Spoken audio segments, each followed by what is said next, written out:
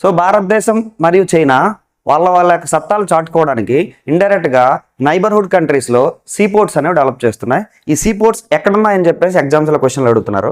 యాక్చువల్గా చైనా దేశం ఏం చేస్తుంది, పాకిస్తాన్లో కరాచీ సీ పోర్ట్ని మరియు శ్రీలంకలో హంబన్టోటా సీ పోర్ట్ని డెవలప్ చేస్తుంది.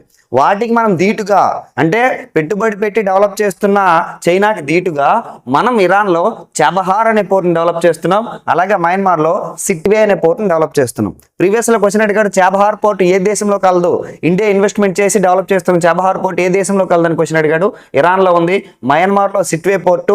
చైనా డెవలప్ చేస్తున్న వచ్చేసి పాకిస్తాన్లో కరాచీ మరియు శ్రీలంకలో హంబన్టోటా.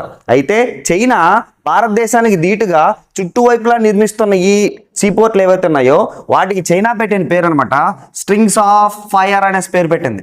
స్ట్రింగ్స్ ఆఫ్ ఫైర్ అని చెప్పేసి మనం దానికి ధీటుగా మనమేం తక్కువ ఉన్నామా, దానికి ధీటుగా పెరల్స్ ఆఫ్ నెక్లెస్ అనేసి పేరు పెట్టాం.